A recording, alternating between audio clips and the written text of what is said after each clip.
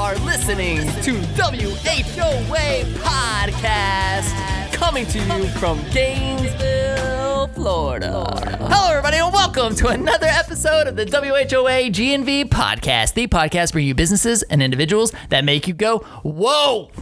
I am your host, Collin Austin, and my co-host is Michael Dees. What's up, man? What's up, man? It's August 24th. I'm going to let you wish a very special happy birthday. It's tomorrow on the 25th. Nope. August 24th is their birthday, man. It? Yeah. I thought it was the 24th. August 24th. Sarah, I don't know if you know this. Anyway, James, I don't know if you know this, but my boys, Schaefer and Maddox Austin, they were both born, such a crazy story. They were both born on August 24th, 4 years apart. Whoa. Yeah. It's cool, right? That is cool. You know what happens during August in the scooter season? Oh, wow. Yeah. Right? No kidding. August 24th, everybody who's listening, if you don't know this about me yet, it is actually a really cool story. August 24th, 2009 was the first day of school at the University of Florida. If you want to imagine what one of the busiest days of the year are for like our New Scooters for Less shop here, it's the first day of school. I was like, peace out, scooter shop. Sorry, this is more important. Okay, cool. Like, we understand this one-time thing. Like, we'll give you the free pass this one time. Go have a baby. Go do that, right? So, not me, my wife, of course. You already did your part. I did a good job of supporting. Great job, honey. You're doing great. Keep going. And then 4 years later, and then no kidding. You know, we come back from all this and. You know, I'm telling my team, I'm like, guys, like, I'm so sorry. Like, I didn't mean to leave you hanging on that one. Core value too. Like, don't leave your team members hanging. Didn't mean to leave you hanging on that one. You know, really apologize. It'll never happen again. We'll plan better. It will never happen again. Narrator says, only it happened again. Exactly. 4 years later. Maddox Austin on August 24, 2013 came into this world, and it was right in the middle of back to school week again, of course, and I had to miss it all. But hey, you guys, team did a fantastic job. Yes, I don't even know why I'm here, to be honest. But no, I want to wish a very happy birthday to my boys, Schaefer and Maddox Austin. Happy birthday. That's right. August 24th, man. Future employees, SFRL. There you go. And you guys, we got to thank our incredible, and I mean incredible sponsor, New Scooters for Less. We did it.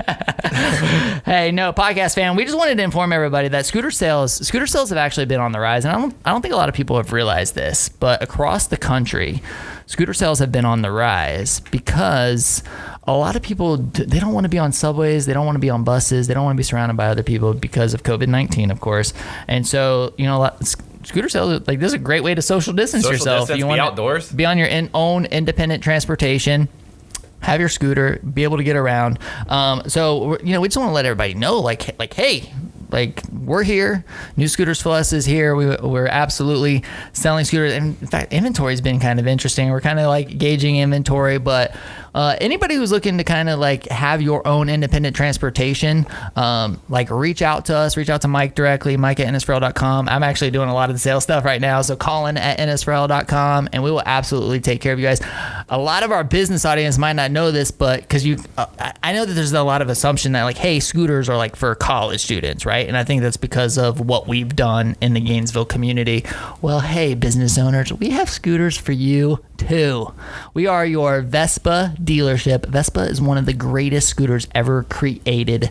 They are beautiful machines, and we sell them right here at New Scooters for Less. So come get a Vespa from us. We even have some really good deals, closeout specials for 2020 because we're moving the last handful of these Vespas that we have. So if you're interested in a scooter, you want to join scooter culture, now's the time, baby. That's right. Now is the time. Maybe we'll get Jim on one going back and forth to the rock school on a Vespa, yeah? Maybe we just sucker guests into buying scooters when they come. I don't know. But you guys, so hey, many thanks to New Scooters for Less for supporting our show. They do, believe me. You guys, today on the show, we have Jim McKenzie, headmaster at the Rock School, a private Christian school serving pre-K through grade 12. Jim, welcome to our show, man. Thanks, man. It's great to be here. Yeah, we're excited to have you. There's so much, it's just funny, like I don't know if it's funny, but like looking at 2020, everything that's really happened with COVID-19 and schools closing and anticipation of school coming up. I'm really kind of interested to dive into this and steer, we'll definitely dive into some of the business aspects of running a school, but man, I even see Shannon like listening to these like long, I know you guys are private, but like I'm listening to Shannon, like my wife, listening to these long school board meetings, right? And there's so much conversation of like keeping students safe, keeping teachers safe. And so I'm really kind of psyched to dive into this. But before we kind of go into some of those questions, I would really love to just kind of dive into your story a little bit, like hear how you got to where you are today, why you're this headmaster at the Rock School, and take it from there. Yeah. So please give us your story. So I sort of backed into education. I come from a long line of educators, my parents, grandparents, so I grew up surrounded by educators. And so when I was in high school, I really wanted to be a band director. I was in band, I loved music, I wanted to go to FSU, study in the band. What'd you play? Saxophone. Okay. So I was a saxophone player. And so I had all these grandiose dreams, and then the summer after my sophomore year, I got kicked out of band, and so the dream kind of died. And so I was like, all right, time to move on to something else. Why'd you get kicked out of band? He was a saxophone player. Why? Outside of percussion players are the ones that get kicked out of the band the most. Really? That summer, my high school represented Florida in the National Independence Day Parade in Washington, D.C., and so me and my roommates got ourselves in a little bit of trouble at the hotel and on the bus and stuff, and we got tossed, so... I would True say, band life. You're saying you that's the band life I remember too. Right. So I don't know if you know, so Mike played saxophone and saxophone percussion. for a very long time, and percussion, yeah. Nice. And I played trumpet. Okay. Here I get UF marching band. Yeah. And I played, my high school was super competitive. San Antonio, Ronald Reagan High School out there was super competitive. So we're very familiar with that world. Yeah. So that dream sort of died. So then I was like, maybe I'll do education, and everybody around me was like, no, like there's no money in it. Don't go into education. Like you're good at math and science. Like be an engineer. And so I was like, oh, okay, that sounds cool. I'll be an engineer. And so when I graduated from high school, I went to Florida Tech down in Melbourne, and I was an electrical and computer engineering major. And loved it. And so my dream then was like, I'm going to be a Disney Imagineer, right? I'm going to be one of those engineers that works at Disney and does the creative and the technical and creates these cool rides and, experiences and stuff. And so I was like, this is what I'm going to do.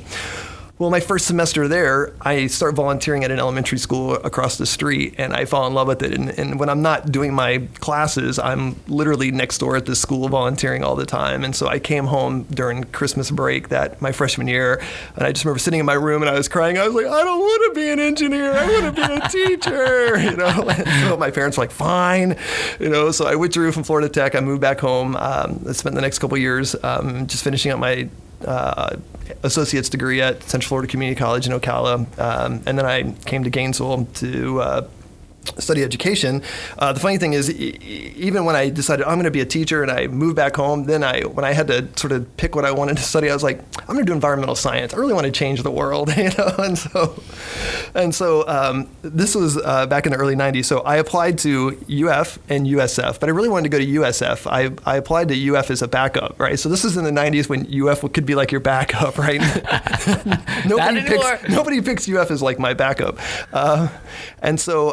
Literally, I'd planned all summer I'm going to go to USF, and on the morning that classes started, I woke up and I was like, I think I'm going to go to Gainesville. And so I drove to Gainesville. I wasn't registered for any classes. I went from department to department to department to stand in a drop ad line to try to get a schedule. I slept on the couch at a friend's house for like a week so I could find an apartment. But anyway, I finally ended up studying education at UF. I was an elementary ed major, and then I did a year master's program in instruction and curriculum. And so when I did my internship, I interned at Duval Elementary here in East Gainesville. Studied under Dr. McNeely, who was my principal then. She's a board member now, and I loved it. I went to her at the end of the at the end of my internship, and I gave her my resume, and I said, you're the only principal that's getting my resume. If you don't hire me, I'm not going to have a job in the fall. And so thankfully she hired me, and I taught 5th grade, and I was there for a couple of years, and it was a really great experience because for those who aren't familiar with Duval Elementary at the time, it was a really low-performing, low-income school, about 90% low-income families, predominantly free and reduced lunch, Title I kind of school. And at the time, it was a failing school. That's what they were calling schools back then. And there was this new assessment that came out called the Florida Rights.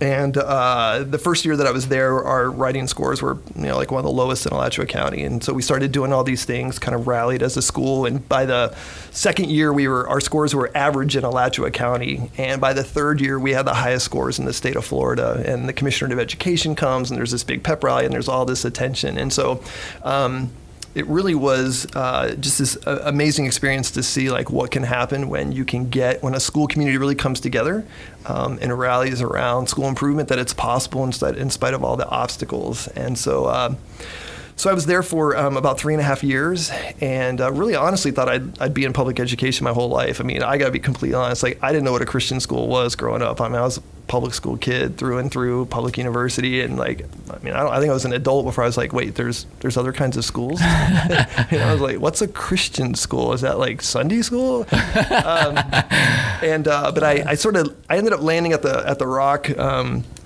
And helping out with volleyball, and that's kind of what introduced me to the school. And then they had a position kind of come open in the middle of the year, and so I just felt like God stirring something in me that it was time for a change. And so I took a huge pay cut. I sort of gave up, what I think would have been a pretty quickly advancing career within the school district, and sort of gave it all up and went to the Rock School. And, what year was that? That was in 1999. Okay. And so I taught high school English for 3 years, and then I moved into assistant principal, and then served as principal under the founding head of school for 10 years. And then when he retired after 20 years, I stepped into the role of headmaster, and so I'm about to start my 9th year in that role. So 25 years in education, 3 years in public education, 22 at the Rock School, and 21 of those in leadership. So, yeah. As a headmaster, or like... Nine years. When did that happen? 9 years ago. So I've been the head of school for 9 years. I was principal for the 10 years prior to that. Okay, so you said like you took a huge pay cut. Yeah. Like, I mean, educate me a little bit, because like when I think of it like private school, I'm like, people are paying tuition. Yeah. Right? Like, I almost like feel like it would be I feel like it would be different. I feel like it would actually be more money for the teacher. Like, why was it a pay cut?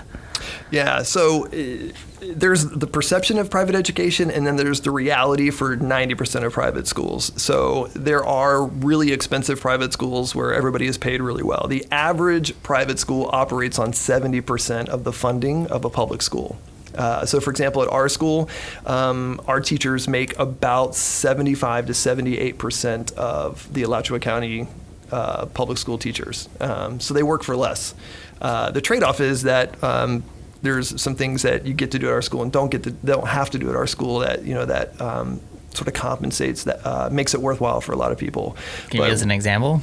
Yeah, there's one of the things that I like about a private school is there's a sense of autonomy, right? Like we get to decide what kind of school we want to be and how we're going to do it, and change can happen at whatever speed we say, right? So there's not some outside entity that's telling us what we have to do and how we have to do it.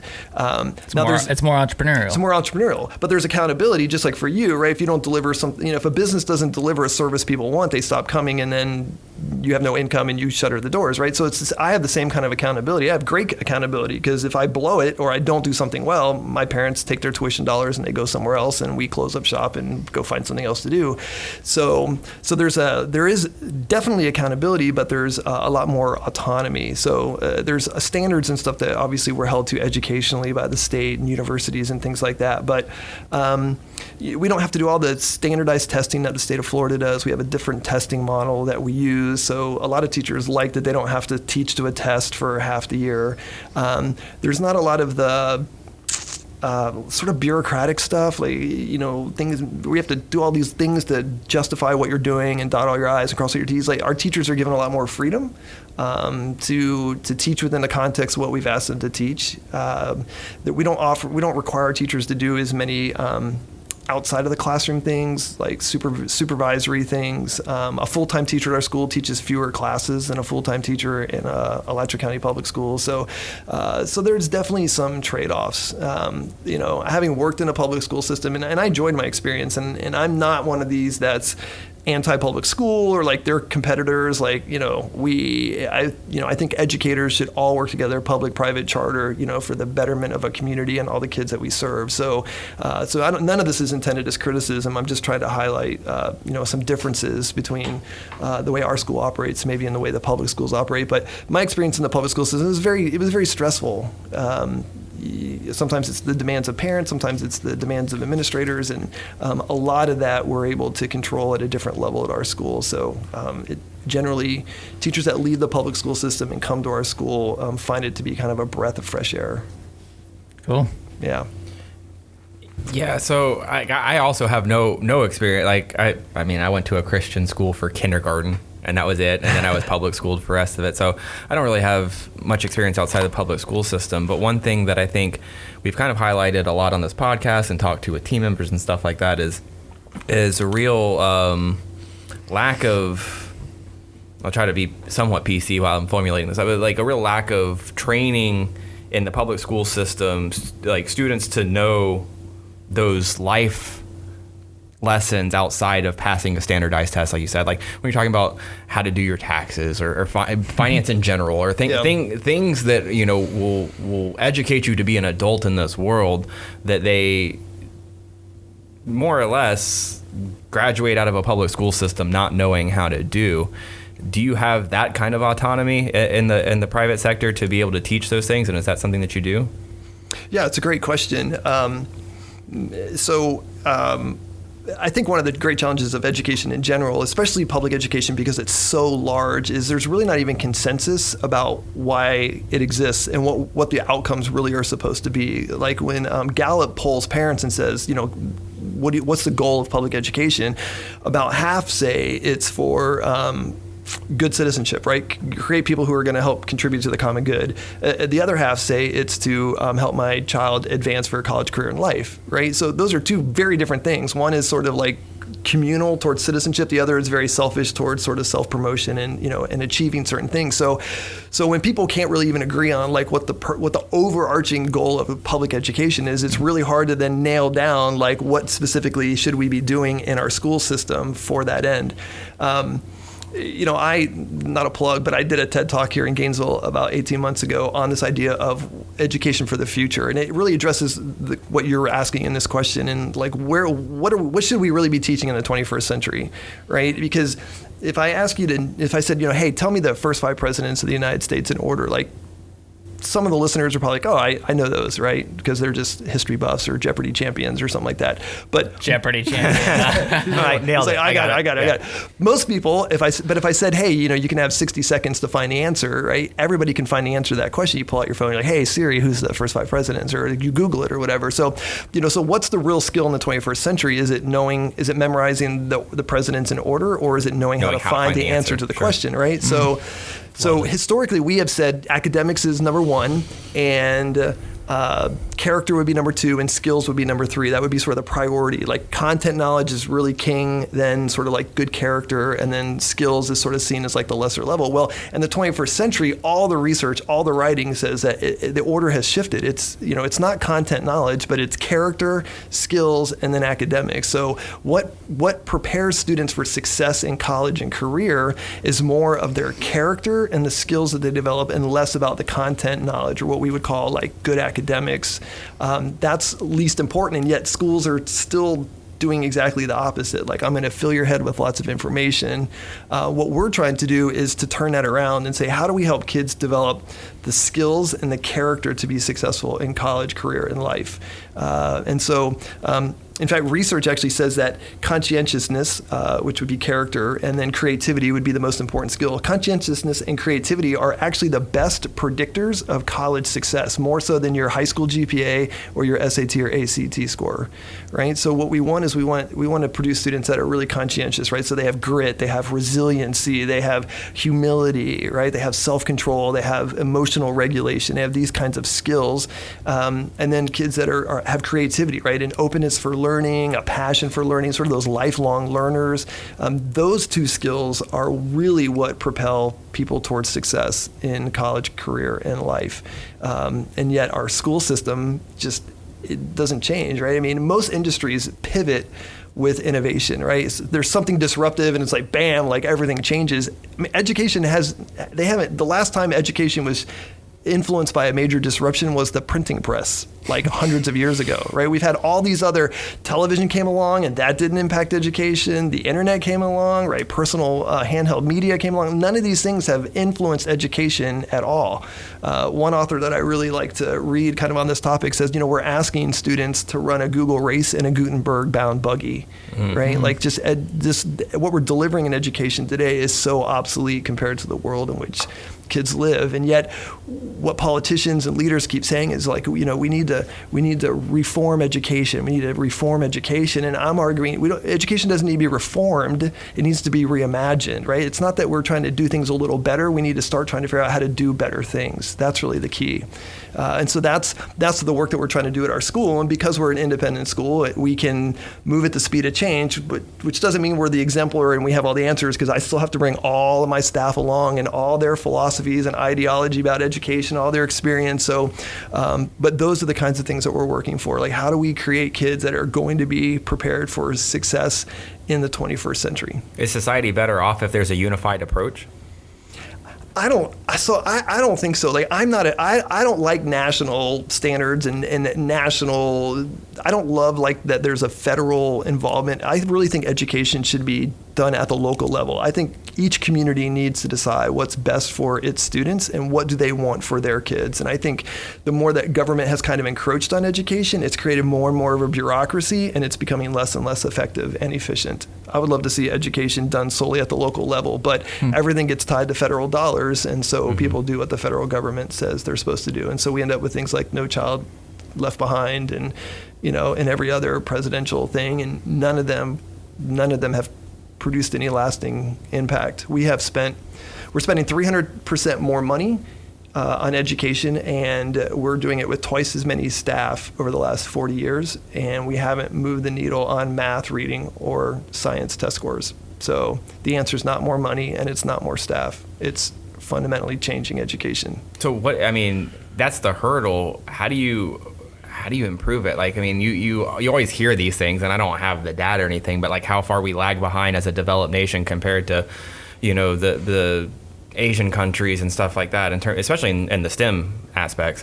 How do we compete? Like, what needs to happen in your estimation? Like, what needs to happen? I know that's a crazy, but like, how do we get back to where we're on the same level? Fix the entire system in this episode, please. Yeah. Let's go, Jim. That's how my mindset's been all day today. Is how can I take decades worth of problems and fix it today? Yeah, listen, like you were talking about Disney Imagineering, right? So you're doing it in education, right? You're re-engineering education. Yes. So let's get all the answers today on this episode. Yes. Right now, we're just trying to figure out how do we fix our schools so we can open in the midst of COVID. Right. Which I'm really excited to kind of get into that too. But yeah, I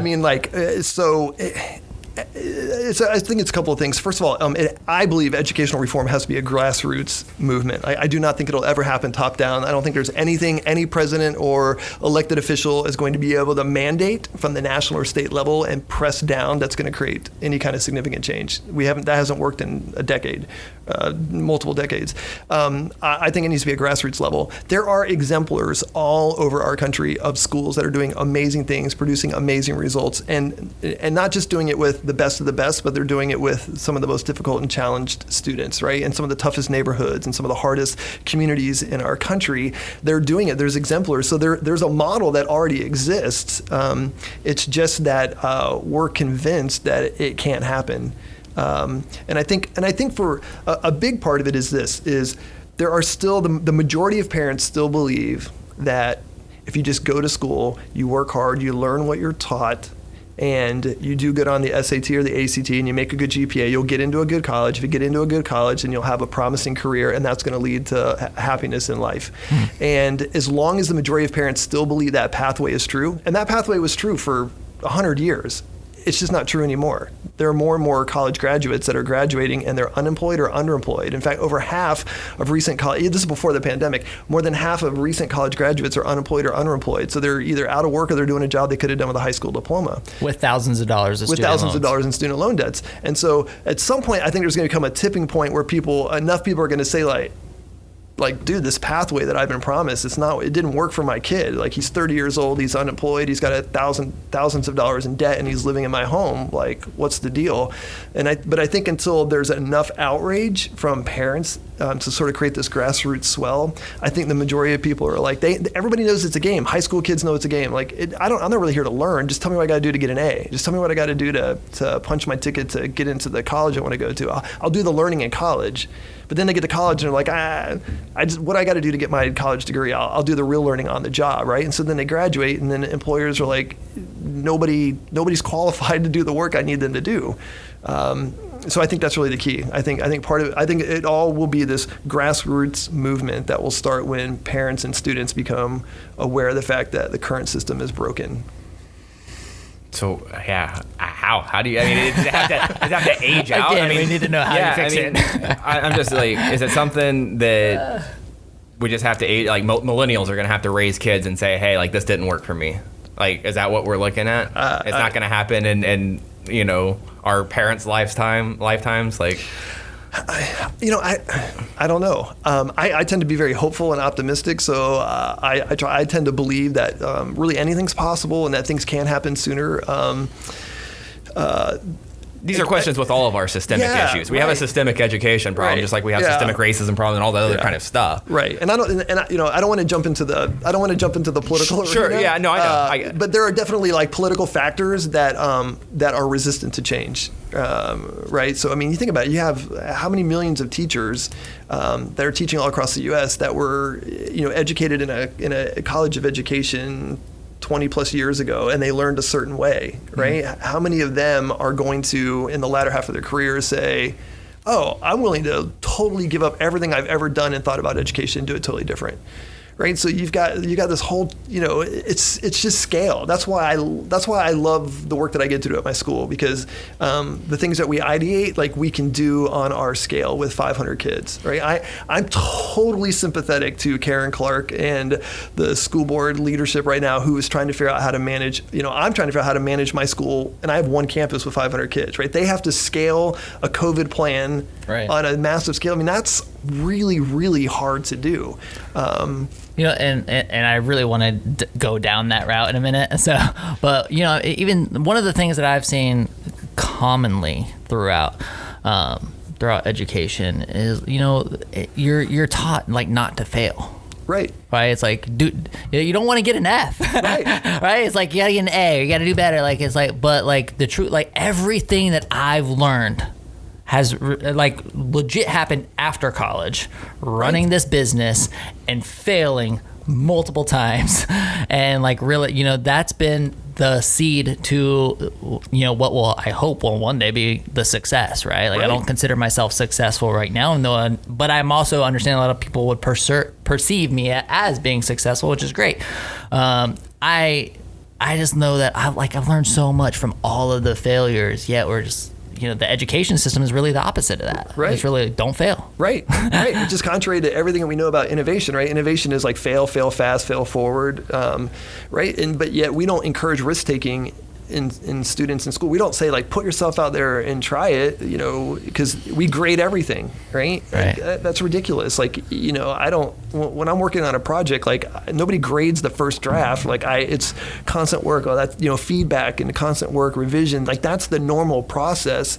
And we just don't see, schools just aren't, they're just not there yet. Like, and teachers overwhelm me. Even teachers in my school, like we just feel this need, like we have to grade everything. Like we have to put a grade on everything. Everything has to be assessed. But everything should receive feedback, but it doesn't mean that everything has to be graded. But yeah, I think we basically make kids afraid to take risks, and we teach them that failure is a bad thing. And I think that's really contrary to everything that we know about what it takes to be successful in the future. And I liked where you're going with the financial literacy part.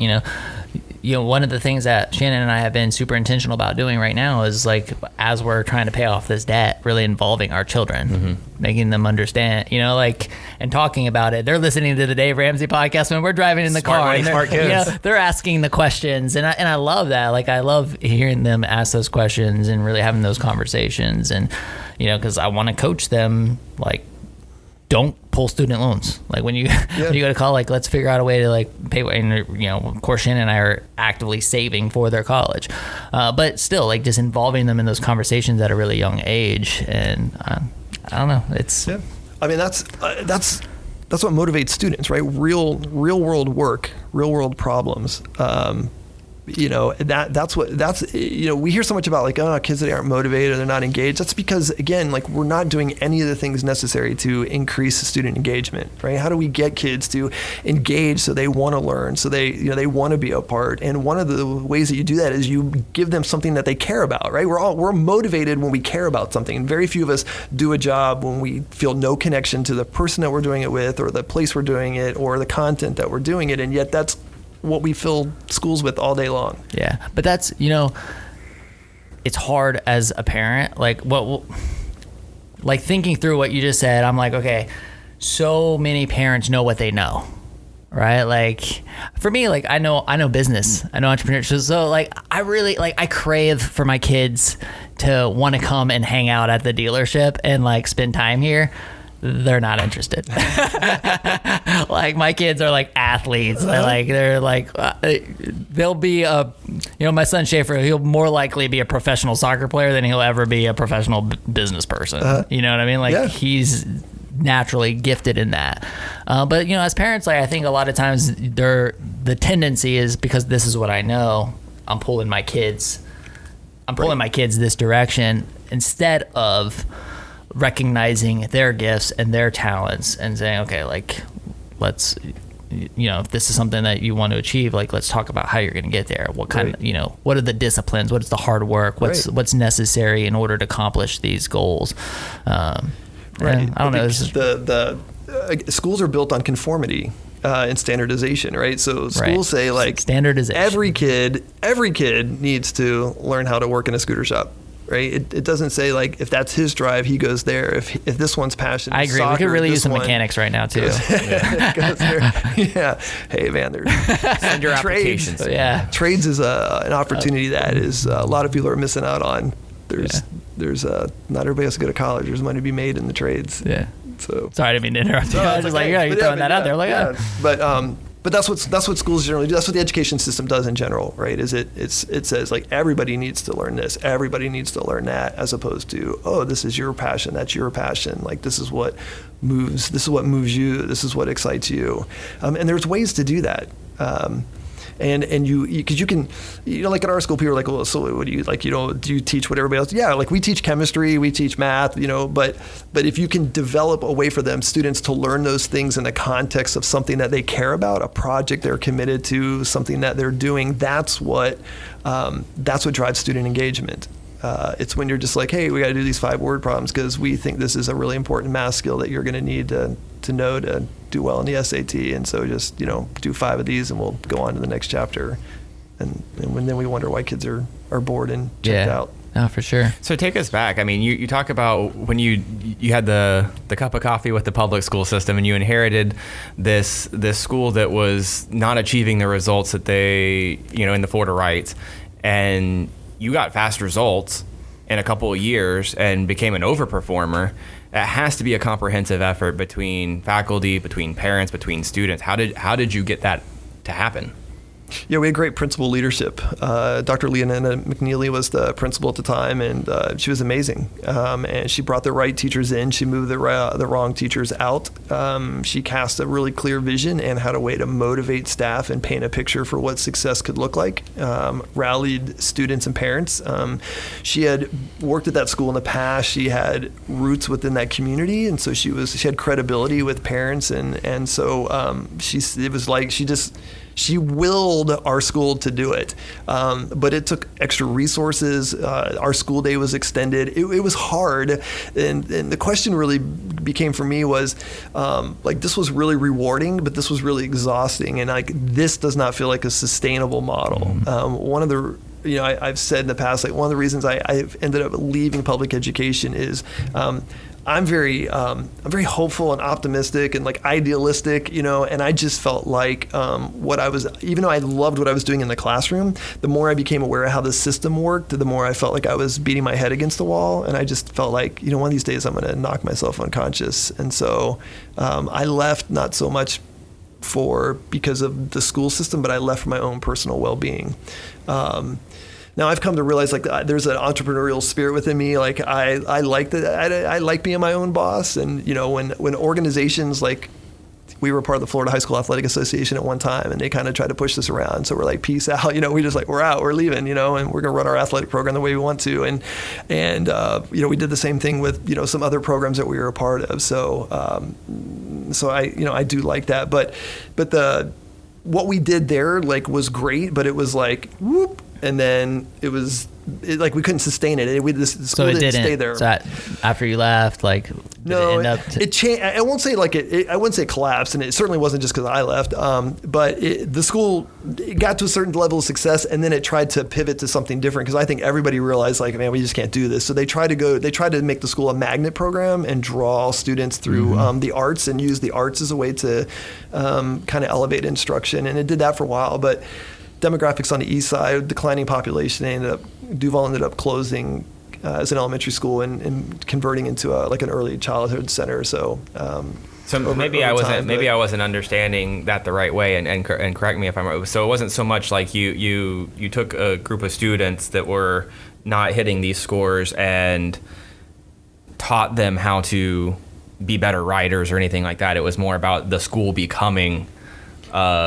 No, it was very tactical. We taught students how to do really well on that test, Okay. And so that was the other thing I wrestled with is have we really improved the quality of education, or did we just create a really good test prep situation, right? Are we just a really good Kaplan that just taught kids how to beat a test, or we really taught them how to be quality writers? Well, that goes back to perception, right? Yeah. Because then everybody's looking.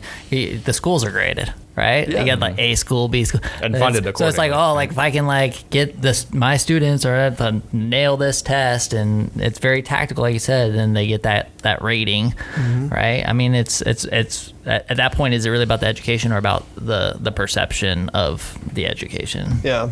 I don't know. A lot of interesting things there for sure. I really can we shift a little bit? Yeah. I really want to dive because we're course. running out of time, and I really want to dive into this COVID stuff because obviously this thing is just rocked 2020. It's rocked our business for sure. I know it's rocked so much of our audience out there. But man, from a school standpoint, I just want to know, what are you guys doing? What are you guys doing? So when you guys open up for the semester? So we will open on August 12th. August 12th. So you're ahead of the curve. In terms of opening, because the school, Alachua County is opening on the 24th. From what we understand. There's talks about it being today, the day that as of today. Okay, the day that this is releasing is the first day of school. There's talks about that being extended at the moment, but who knows? It's end of August, we'll say, and you guys are ahead of that. So Yeah, we are. So normally Alachua County would have started school on the 10th, and we would have started on the 12th. So what's really changed is we've just stuck to our original start date. Alachua County has pushed 2 weeks back, primarily just to give themselves more time to plan, prepare, bring teachers in for an extra week for onboarding. We didn't push our date back because we didn't feel like we needed the extra time to get ready or to prep our staff. And so as of, at least right now, our plan is still to open on the 12th. Are you guys even like concerned with what the Alachua County Public School, like, do you even look at it as like a gauge, or is it just kind of like you're completely doing your own thing and you have no concern with it whatsoever? Yeah, I mean, we pay attention because it's a good indicator of kind of where the community's at. We look at what Alachua County schools are doing. We also look at all the feedback that they're getting from the community, because that helps us kind of understand where our community is in terms of schools reopening, what their concerns are.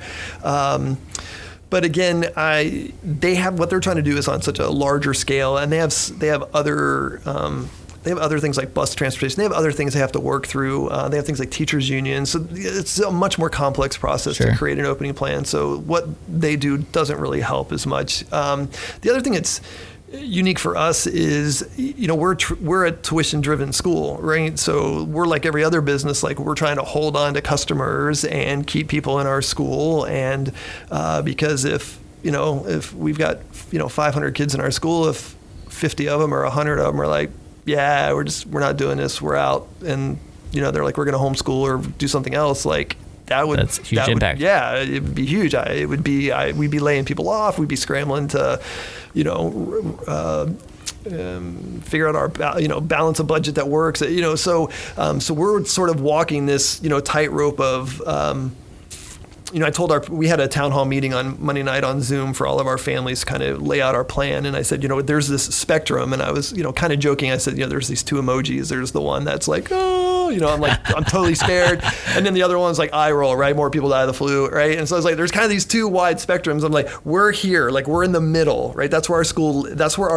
That's where we feel like we can serve the most. That's like the emoji with just like the straight face. Yeah. I did. Which one is that? We did the care, the hugging, the Facebook here, like, we're just here to hug you right in the middle, right? So we care, and so that's kind of where those emojis on top of that while we're doing it on the video version. So that's where we've kind of landed, and so we've said, hey, listen, we know for some of you like what we've done is not enough, and we know for others of you like you're like we're doing way too much, right? But we tried to pick a lane that we felt like would encompass the most number of people. And then we've really just tried to create a plan that we feel like works for our school and our community. But again, like the challenge with COVID is there's no consensus. Like nobody agrees. Like we can't agree like masks are good. No, masks are bad, right? Masks work. No, they don't work. Children should wear them. Children should absolutely not wear them. We should open. We should not open. It's very deadly. It's not as bad. It's overblown, right? And so there's no consensus. Even like within the medical community, like you can find a doctor who will agree with whatever position that you want to take. And so, normally like I spend my summers like studying like leadership and like educational topics and things like I feel like I'm back in college. I'm in a biology class. I'm learning about RNA shedding and and the coronavirus and all these things in order to formulate a plan. I'm like the university floor did not prepare me in my college of education time for like how to prepare a private school for a pandemic, right? So this is that learn businesses it, figure it out, take some chance, see what happens. So what are the decisions? What are the decisions? Like, are you guys? Is it school in session? Everybody's in the classroom. Are you wearing masks? You're not. Like, what are you doing? So we outlined 4 levels of restrictions. We call it green, yellow, orange, and red. So green would basically be like pre-pandemic conditions, like life before the pandemic, right? Sort of normal things like schools operational, normal schedules, athletics, everything's in play. Large group gatherings are fine. Yellow is we've got some restrictions. So we're wearing masks. Student staff are wearing masks. We're not doing large group gatherings. So where we would have like 500 people in the auditorium for chapel, we're not doing that. They'll watch it in their classroom. We closed our lunchroom. Kids will eat in their classroom, right? So rather than social distancing and like saying, well, we're only going to put like 5 kids in a class, we're going to put up plexiglass, we're going to spread everybody out. And at that point, for us as a private school, like nobody's going to pay for that, right? If you're going to go to like this sterile environment where everybody's spread out and you can't interact and like everybody's like behind plexiglass and stuff, like they're just going to go somewhere else, right? So we had to create a solution that still feels like school, normal school as much as possible, but also protects the safety and wellness of our students and staff. So, so we've gone more with we called it our 3C. Our 3C game plan. So it's coverings, so masks, it's cleanliness, so hand washing, sanitizer, lots of that at all increments throughout the day. Really excessive cleaning after hours, and then the third C is cohort. So we're using like a cohort model. So we're basically trying to keep the same group of kids together all day to minimize spread.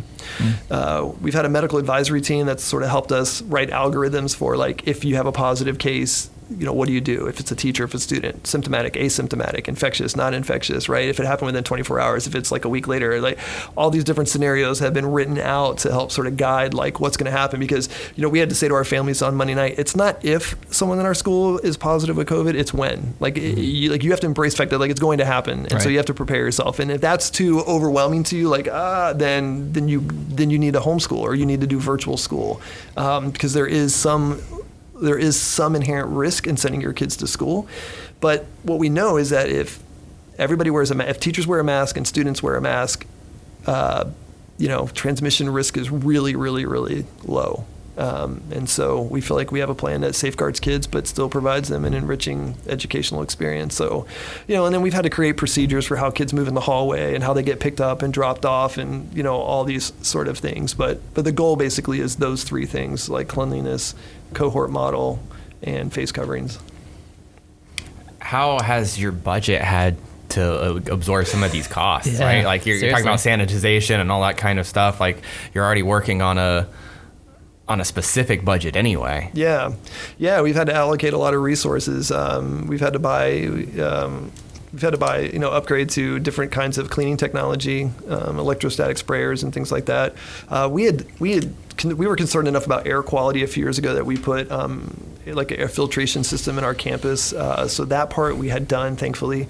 But yeah, like one of the big expenses is, so we've put technology in our classrooms. It's basically looks like a large screen TV, but it's a Zoom integrated interactive board that has a 4K camera with a 120-degree lens and 16 microphones. And so what it allows the teacher to do is push a button and you've opened a Zoom room, and any kid that can't be at school at home on Zoom is in your classroom. They can see everything in the classroom. They can hear and see everything that's happening. And the kids that are in the physical classroom can see the kids that are at home on the monitor. And so the teacher can teach in class, and this kid at home can participate just like the kid in the class. And if the teacher shares content to the screen for the classroom, the kids at home see it. If she writes on the board, she writes on the monitor for the kids in the class to see it, the kids at home see it. And so that was a huge... those are like $4,000 per classroom. And this was a specific response to COVID, or is this something you had before? No. Okay. So we've used Zoom for years, and we have embedded technology at the tables. So we do collaboration around technology, like 4 kids at a table with technology. But this is classroom technology that we bought specifically for in response to COVID. They call it synchronous learning. It's this idea that kids at home and kids in the class are learning together at the same time. Reduces the workload on teachers because you're not having to teach kids in class and then create some asynchronous online program for kids that are home. So this way, like if you're sick or you have symptoms or you just have to quarantine for observation, like you can still be a part of what we're doing at school. Awesome. Yeah. Do the kids have, like, is that a distraction at all? Like having, the people in class and then it shifts to people on TV? Like, is that... I don't know. Ask me in a couple of weeks. Yeah. Honestly, I feel like the masks are... So, I mean, so my kids are in the public school system, and they're, I don't even know. There's so many different options, but they're doing some sort of digital, virtual option. Mm-hmm. And so, like, my wife and I really made it because they were talking about, like, okay, if the kids go to class and they got to wear the mask, they're like all these procedural things. I'm just thinking, like, dude, like, I know my kid, like, I think the masks are going to be what's interesting about being in session, because I think, like, I just know my kids are going to be playing, they're going to be, but it's going to be the biggest distraction, to be playing with their masks, and moving it around. And, like, I actually feel for the teachers who are going to have to, like, okay, honey, like don't play with your mask, Yeah. you know, like leave it alone, or you know, those are the things that I kind of worry about as a parent. How much of a distraction is it for them in actually learning something? Yeah. I think that's very realistic, and we know going in that there's going to be a lot of that. But you know, what we believe is that even intermittent mask wearing is better than no masking wearing at all. And the biggest reason that we want everybody, that we decided everybody needs to wear masks, not just staff, is because if someone is positive, if somebody tests positive, and everybody in the classroom is wearing a mask, only the person that tests positive would have to quarantine, right? If you don't wear a mask, then everybody in the room has to quarantine, right? So it's the difference between shutting down a classroom or a grade level or a whole building versus one person goes home. And so that's what masks do. Now we had our preschool was open this summer. We had a summer camp program open. So we've already walked through the scenario once. So in our preschool, we had a staff member test positive for COVID. Her mom was sick and infectious, and she got it from her mom because she lives with her mom. So as soon as she finds out her mom is positive, she tells us, she leaves work, she goes, gets tested, she tests positive. But because this summer our staff wore masks, even though her kids didn't, because they were like 2 and 3 year olds, they didn't wear masks. But because she wore a mask and all her colleagues in that building wore a mask, it's been over 6 weeks and we haven't had another single case of COVID in the building. So she didn't pass it to any of her colleagues, and none of the students in her class became infected. At least, you know, nobody that to our knowledge. So that was really evidence to us, like, okay, like masks can make a difference. And so even if it's intermittent, we figure kids will get better, they'll get used to it, it'll become part of the norm, and then it just becomes, you know, like every other little gadget that kids have, they just fiddle with it, and then you just kind of say, hey, and so we'll see. But yeah, fashion statements. Are you guys having like regulations when it comes to like fashion statements? No, like, I was like, hey, wear your gator mask, bring them in, like, let's go. Like, hey, it's like your backpack and your lunchbox, man. Pick something that reflects your personality and your interests. Like, the last thing we want is 400 of the same masks laying around, and like, whose is that one? Whose black one is that one, right? Oh, yeah. And the little surgical ones that break all the time, I was like, yeah, that's probably not going to work. So they're wearing other people's masks. So yeah, we're like, yeah, man, for like whatever you love, man, find a mask, and or the buffs, you know, that kind of pull up or whatever. Right. Like, that's a great way for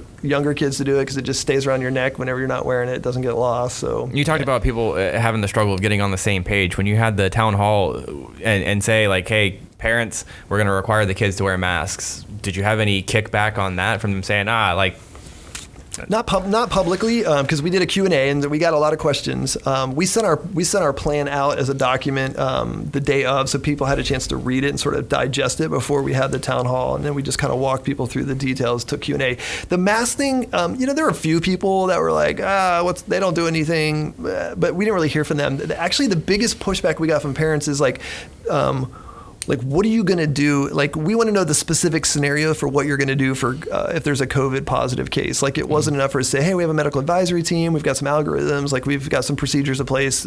People were like, that's not good enough. Like, what are the procedures? Like, what exactly are you going to do? And so, you know, I've had some email exchanges to sort of walk parents through some of those details, but we can't publish it because the CDC changes their guidelines all the time, and what's true today might not be true when school starts on August 12th. And so, you know, our medical team is like, it really needs to be an internal document that's very fluid. And so we're trying to reassure people, like, these are the basic elements that are in play, and there's a level of trust that you're going to have, because I can't give you every single scenario, because literally, like, there's just pages of them. In that document, you guys have the thermostat. Are you guys doing the temperature testing? We do. Yeah. So we have the little touchless ones. You just stick your wrist in this little ring, and it takes your temperature in like half a second. Wait, what? I don't have this one. I want one of these. Yeah, it's just really cool. It's just like stand, and it's got a little ring. And when you walk up to it to talk to you, it's like, please insert your wrist, and like you just stick it in, it goes bloop, and it's like your temperature is normal. Bing, and the light turns green, and says, you know, welcome. And if we need that here. It's super cool. If you try to walk past it, it's like, please stop and come back and get your temperature taken. Yeah. So we have those at all the different entrances, and we use different entrances for different grade levels as kind of our way of sort of keeping cohorts together in small groups. So that's our goal. Our goal really is, to stay open 5 days a week all year long, right? And it's not that we're trying to be dangerous or reckless or, or ignore what anybody else is doing. It's just that as a private school, I can't compete in the virtual market. Like we had a great program in April and May, but like a virtual online program for our school is not distinctive enough that you're going to pay a price premium for what you can get for free from 100 other sources, right? And so for us, the best way we can capture the most sort of tuition dollars from our families is to offer an on-campus program. Do you guys look at that as like a vulnerability of something that you're going to have to figure out at some point? I mean, the world is going super digital, right? Yeah. Like, I mean, are you guys having those conversations? What does that look like? Yeah, we have. We debated about offering an online option, but when we did a poll, there weren't enough people to. It's not something that we can't afford to make an investment in something that's not going to make money right away, right? And so the startup cost to sort of creating a really quality online program is bigger than what we could expect to capture in the short term. And so because of the other financial vulnerabilities and the unknowns of COVID and the added expenses of being COVID ready, that wasn't a route that we could go. One of the reasons that we invested in this technology for synchronous learning is because we could see a point where we could open up our school and say, hey, if you want to do online only through this synchronous learning where your kid can like join class that's happening live, we might make that available as an option to people who want to do online only at a reduced rate. But so much of what makes our school unique or the value behind our school is it's the sense of community, it's a sense of belonging, and so we worked really hard in April and May to create that in a virtual context. And I think we did a really good job. I jokingly told people that I felt like the cruise director of our school because like I was on Facebook all the time like, hey, it's Wednesday night game night. Everybody get on board for trivia. And then then I like then I'd change clothes and I'd be like, all right, we're doing a dance party for the teens. And, and like we were doing all these sort of online virtual kinds of things to help people stay connected to our school. But I don't and I think people were very gracious and people appreciated it, but I don't think that people want that in the long term. I think people want really authentic community that's face to face. So yeah, I mean, you kind of get the similarities in business. Yeah. There's been a lot of talk about, okay, is remote life gonna stick, right? Like so many people are working remote, working from home. Like, is that going to stick? Is that going to be a long term? It's like, are people just going to shut down their offices and have everybody working from home now? Like a lot of these conversations, and I look at it long term. I don't think it will. I think there's a human natural craving for social interaction, and even like within a very short time period online, like Zoom. People are zoomed out. Zoomed out, man. I am. Like people like zoomed out. Like you're like tired of being on these like Zoom call. Like it's a real thing, right? Yeah. It's only been a handful of months. Like, is that sustainable for years and having entire companies operating that way? I mean, for me personally, I'm like. No. Now we have also seen the benefits of remote life, having more time with family, more family dinners, a lot of the things. There's been a lot of benefits from it as well. There's been a lot of companies that have reported greater productivity from remote life. Oh, for sure. And that's always an interesting thing is that because the novelty of it or is it sustainable is the question. But there are people that have been anti-remote from the beginning, scholars and stuff like that, and then they got into the data and were like, oh, this is actually working. I wonder about that, though. Would productivity continue when life resumes and people have choices, right? It's one thing to be productive when you're like stuck at home in a lockdown. Things are closed, yeah, right? absolutely. It's another thing like when I can go to sporting events, I can go to movies, I can do all these other things. Like, then are you still going to be equally as productive? I don't know. I tend to think that as much as people say like, oh, this is so disruptive, education's never going to be the same. I'm like, I think in 3 years, like pretty much everything's going to fall back to the middle and people are going to be back to doing school pretty much the way they were before the pandemic. I don't think that this is some radical shift that people will mark in history as the day education changed forever. I just don't think so. I think that people are just creatures of habit and people will eventually clamor back to what they used to have. It's going to be super interesting to find out. Like 3 years from now, I'm going to like revisit this episode and be like, man, like, you remember all that? Man, that was crazy. Oh man, This has been fun. This has been a lot of fun. Like, thanks for coming on and sharing all that with us. That was great. I mean, for our listening audience who's interested in, a private education with the Rock School, like, how can they reach out to you guys? Like, what's the best route there? Yeah, you can go on our website. It's therocklions.com, or you can give us a call if you're here local in Gainesville. We'd love to have you come by and take a look at what we're doing and check us out. Cool. And if any of those students need masks, I know somebody who makes great masks. Sarah on our team makes some incredible masks.